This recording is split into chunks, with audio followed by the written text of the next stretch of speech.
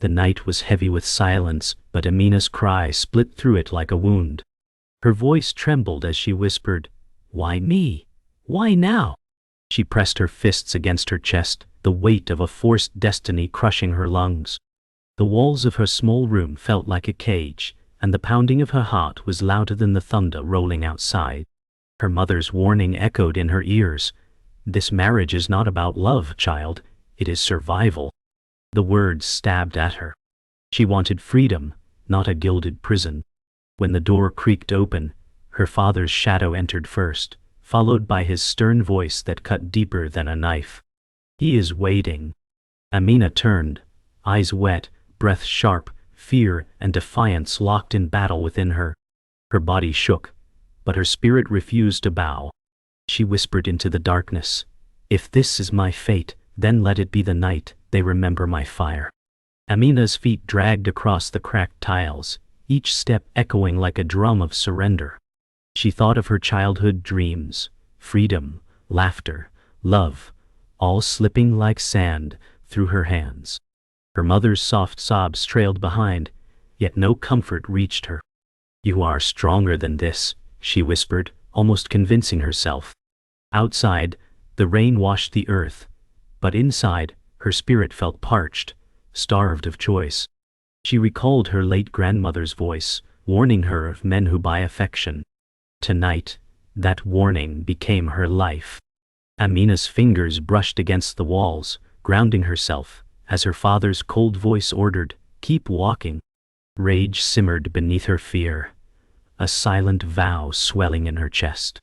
If this marriage chained her, she swore her soul would never break. The car waited outside, its black paint slick with rain, headlights cutting through the darkness like watchful eyes. Amina froze, her breath visible in the cold night air. Her father's hand pressed firmly against her back, guiding her toward the vehicle, his silence louder than thunder. The driver opened the door, his gaze lowered, complicit in her captivity. Amina's body trembled, but her heart roared against the silence. She whispered, "This is not the end."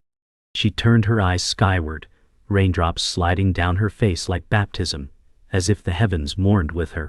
The street lamp buzzed faintly, illuminating the wet pavement. Every detail seared into her memory, each moment a scar she would never forget. Inside the car, the leather smelled of wealth, but to Amina, it was suffocation. The driver's eyes flickered in the mirror, avoiding her gaze, as if her pain was contagious. The hum of the engine carried her toward a fate she never chose. Her fists clenched in her lap, nails cutting into her palms. One day, she thought, this night will be the seed of my rebellion. Her mind painted flashes of freedom, but reality pressed harder.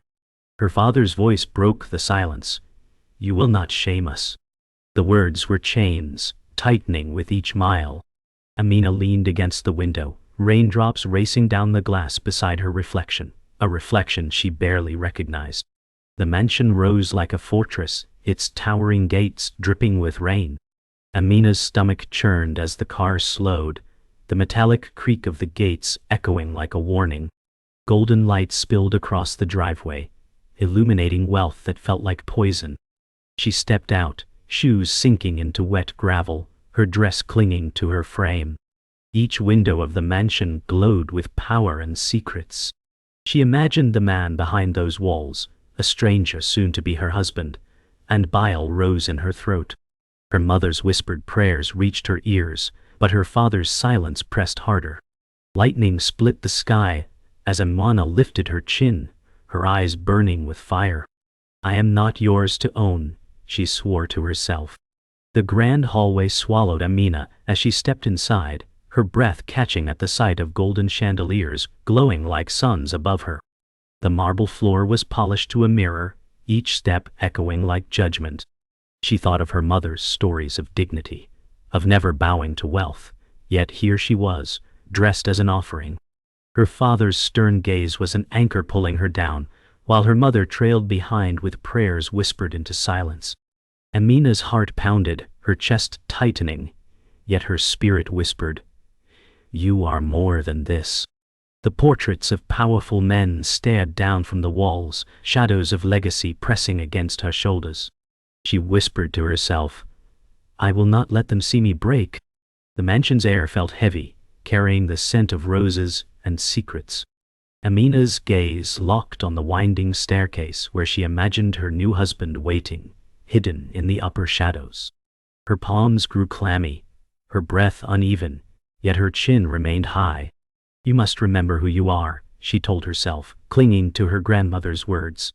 Her mother touched her shoulder briefly, a trembling comfort, before withdrawing under her father's sharp glance. The silence pressed harder than the storm outside, each tick of the grandfather clock counting down her freedom.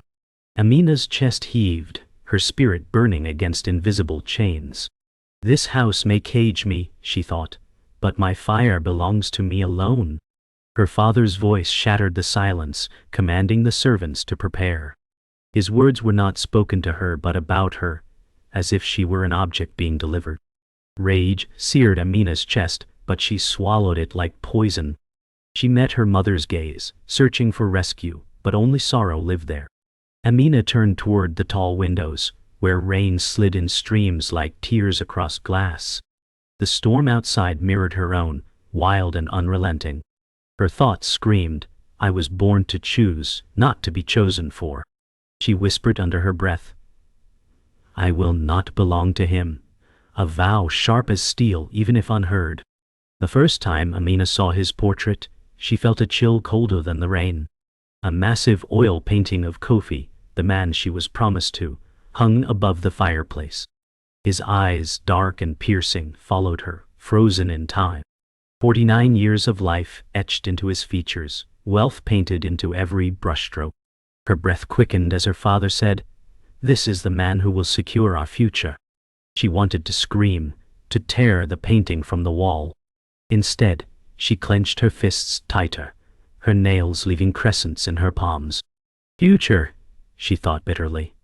"For who? Not for me." Her soul screamed in silence, her dignity her only weapon left. The servants led Amina to a waiting room draped in velvet, its silence suffocating. Her mother slipped inside briefly, her eyes red, voice trembling. "My child, endure tonight, and perhaps tomorrow will find you stronger." Amina shook her head, whispering, "I don't want strength, Mama, I want freedom." Her mother's tears broke her heart, but before she could respond, her father entered, his glare commanding silence. The door closed, leaving her alone in the suffocating quiet. She pressed her hand to her chest, steadying her breath, whispering to herself, "They cannot own me, not truly." Outside, the storm raged louder, as if the heavens bore witness to her vow. The heavy wooden doors creaked open, revealing the man who would define her torment. Kofi stood tall, his presence filling the room before he spoke. His eyes, sharp and unreadable, scanned Amina with the weight of ownership. Her breath caught, her body stiff, yet her gaze refused to lower. For a moment, silence bound them like chains. He finally said, "So, this is the bride they promised me." Amina's heart pounded with rage, yet her lips curved into a faint, defiant smile. "And what did you promise them?" she whispered, her voice soft but biting. His smirk deepened, amused by her fire. The air thickened, a storm inside the mansion that rivaled the one outside. Dinner was laid before them, silver trays of wealth that tasted like ash to Amina. She pushed food around her plate, her eyes locked on Kofi's every move. He cut into his steak with precision, his voice smooth as silk, but each word dripped with control. "You will find life here different," he said, watching her closely. Amina leaned forward, her voice sharp. "Different does not mean better." His laughter filled the hall, echoing against walls adorned with riches. Her mother's nervous cough broke the silence, while her father's eyes warned her to stay quiet. Yet she felt her spirit rising, burning through her fear. Her dignity demanded she fight, even with words alone. Later in the dim corridor, Amina pressed her back against the cold stone wall, her chest heaving. Her best friend, Zuri, slipped in through the servants' passage, eyes wide with worry.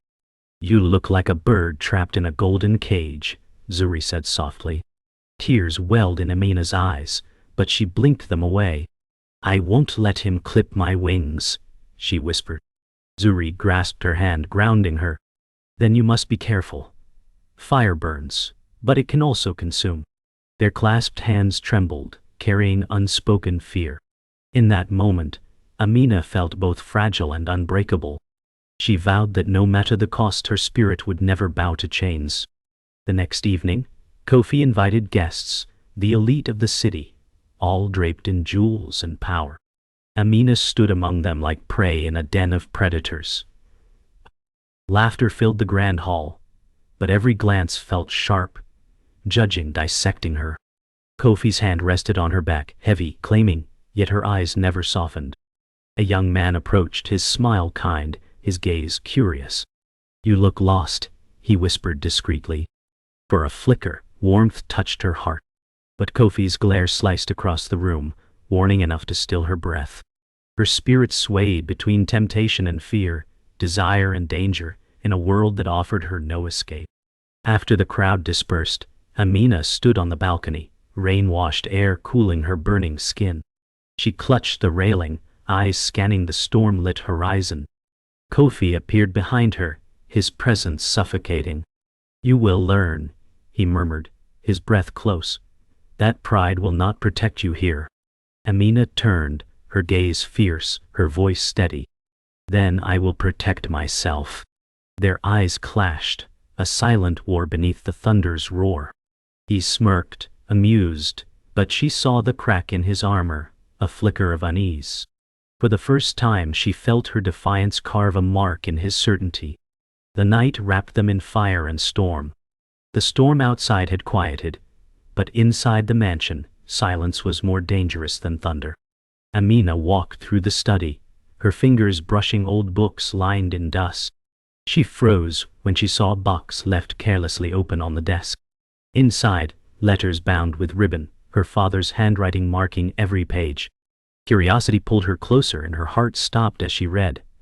Her father had bargained her life for wealth, selling her future to erase his debts. Rage clawed her chest, a scream rising but dying in her throat. Betrayal burned hotter than fear. He didn't protect me, she whispered. He sold me.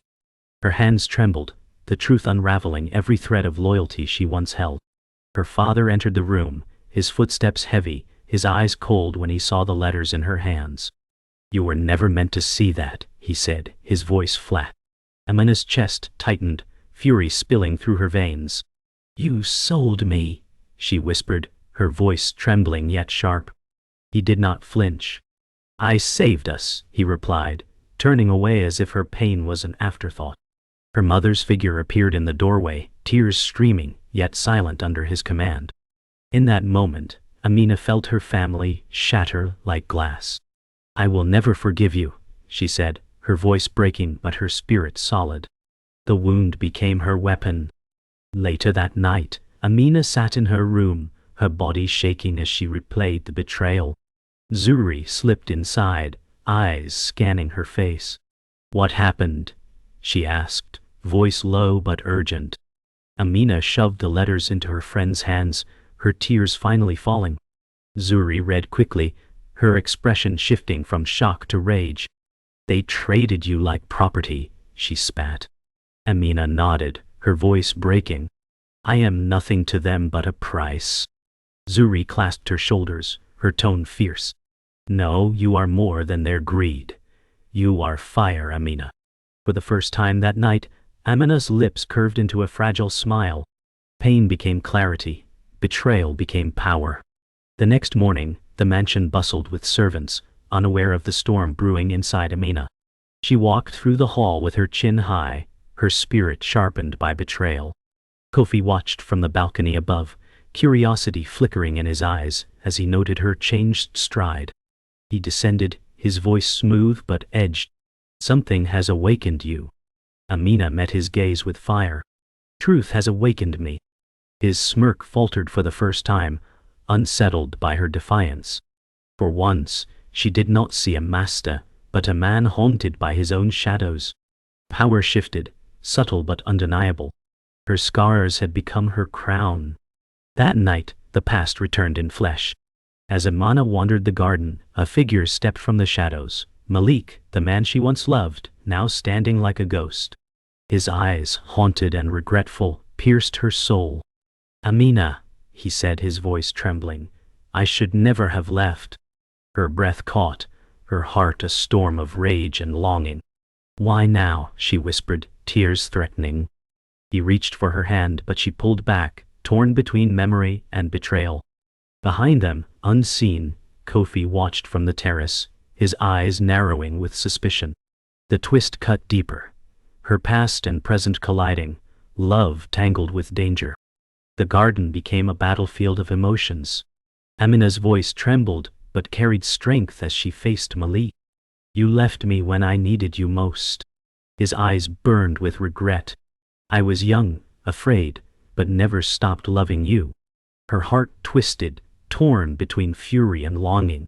Behind them, Kofi's presence grew heavier, his shadow stretching across the garden path. "Love?" Kofi's voice cut the night like steel.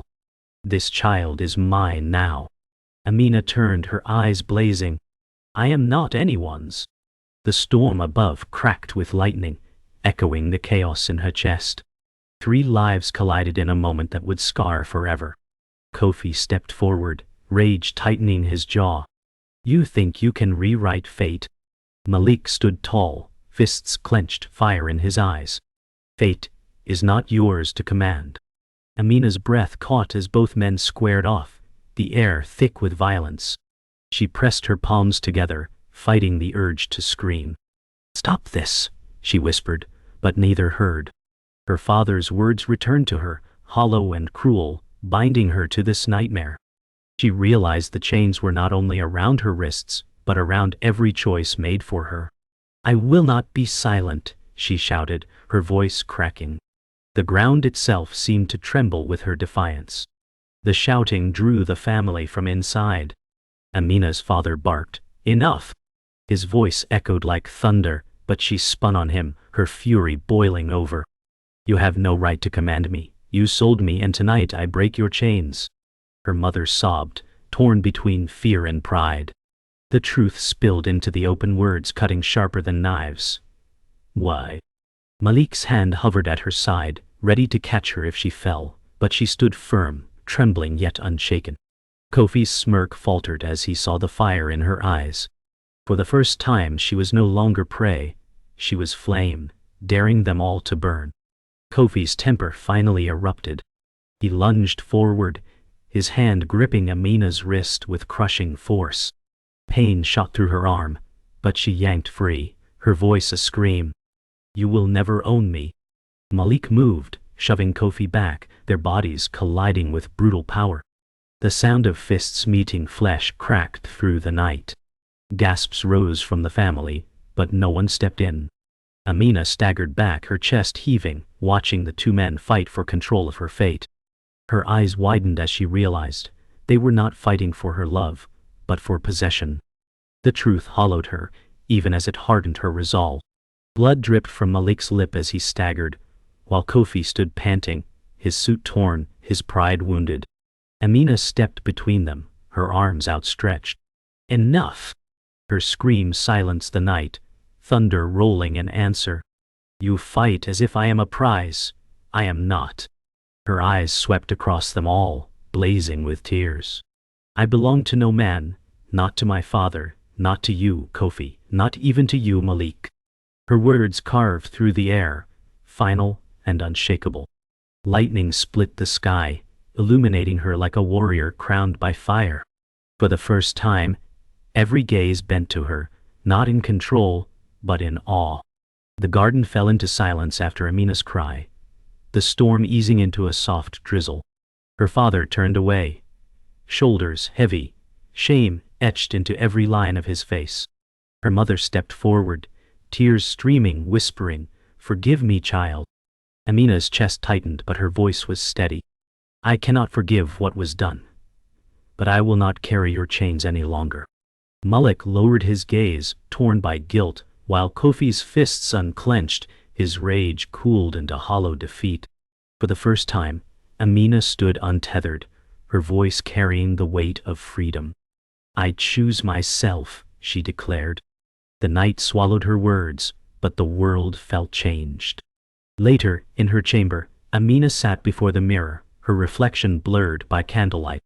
She barely recognized the woman staring back. Her braids clung to her damp skin, her eyes raw but fierce. She whispered, "You survived." The sound of her own voice grounded her. Zuri entered quietly, setting a shawl over her shoulders.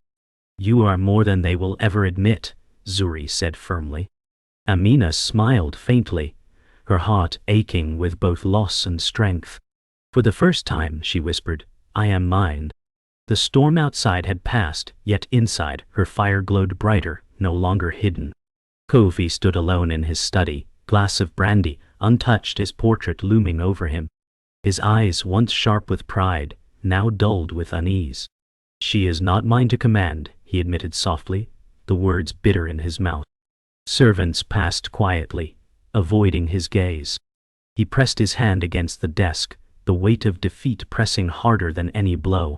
For years, wealth bought obedience, but tonight, a girl of 19 had broken his certainty. His reflection in the window showed not power, but emptiness. For the first time, Kofi feared not losing her, but losing control over himself. Malik waited by the stables, the night air cool and damp. When Amina approached, her steps were calm, but her eyes sharp. "Why did you return now?" she asked, her voice steady.